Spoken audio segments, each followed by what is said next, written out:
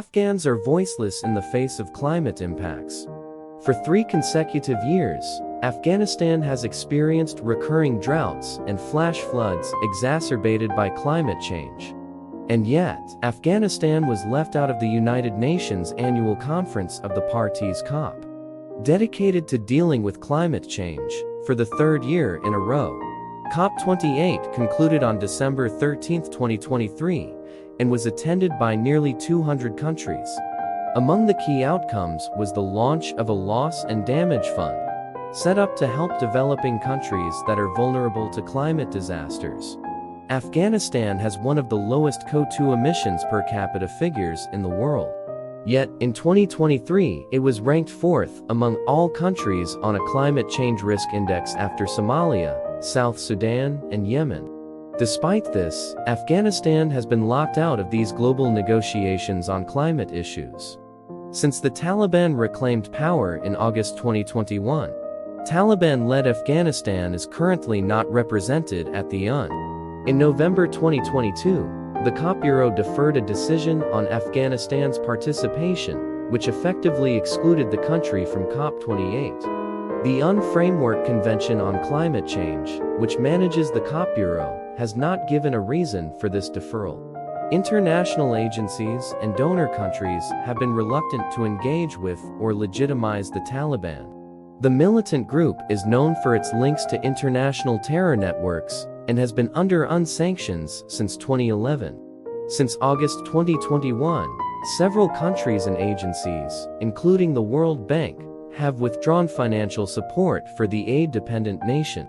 The World Bank deployed a second set of suspensions after the Taliban stopped girls from attending school in March 2022. The affected aid recipients include at least 32 climate change adaptation projects. Blunt instruments. In Afghanistan, climate scientists and activists are concerned that this continued exclusion may have dire consequences for the country's ability to cope with rapidly increasing climate shocks. Some say it may already be too late to address the crisis developing within Afghan communities. Climate change is a political issue, but it is also an issue that cannot be politicized, says Chiamad Din Ikram, a fellow at Refugees International. He is one of the few Afghans living in exile who attended COP28 in an independent capacity. In Afghanistan, Ikram was a private consultant on projects related to climate adaptation, environmental protection, climate justice, and education. Unable to return to Afghanistan since 2021 because the Taliban persecutes critical voices, Ikram campaigns for Afghans in need of climate change assistance from abroad. Already, we are witnessing a disruption in people's livelihoods. More than 80% of Afghans rely directly or indirectly on the agriculture and livestock sectors, Ikram tells the third poll. This is causing internal displacement, migration from rural areas to cities, with many even going beyond the borders. Decades of conflicts have already eroded the coping and adaptive capacities of the Afghan people to withstand the effects of climate change, Ikram adds. In such circumstances, sanctions can be a blunt instrument, says Gautam Mukhopadhyay, a senior visiting fellow at the Center for Policy Research.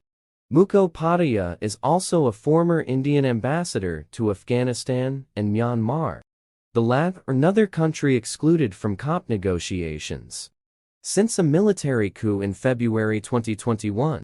While sanctions are a form of pressure to somehow secure some good behavior, the fact of the matter is that a lot of innocent people also suffer, whether it is due to the lack of delivery of humanitarian aid or restrictions on funds for development. But more worrying, now sanctions disrupt efforts for mitigating climate change impacts, which is something of global importance, Mukhopadhyay says. We shouldn't really be leaving anyone out, and in particular, people who are just suffering the consequences of other people's emissions.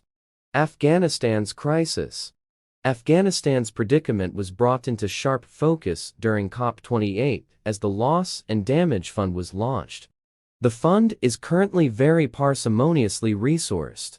Its pool of just $700 million represents less than 0.2% of the estimated total needed for countries suffering from climate disasters.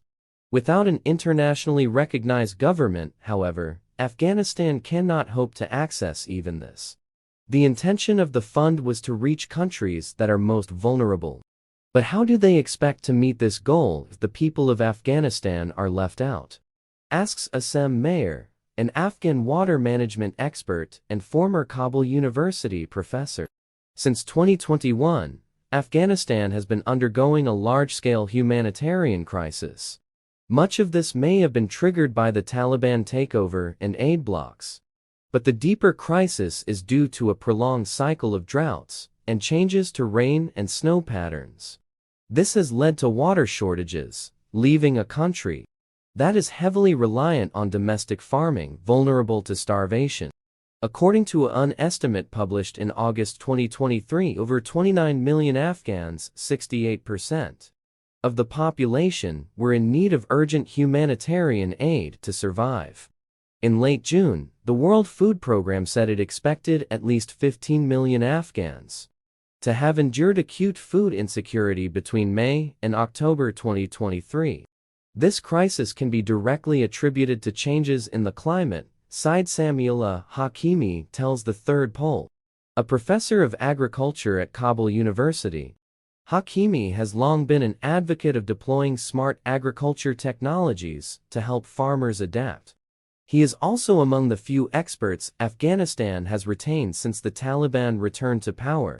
The rising temperature has triggered glacial melts in Afghanistan, says Hakimi. Based on one of the surveys conducted between 1990 and 2015, about 406 square kilometers of glaciated area were lost in the north of Afghanistan, affecting water sources. Meanwhile, a 2017 study revealed that Afghanistan's river basins are shrinking.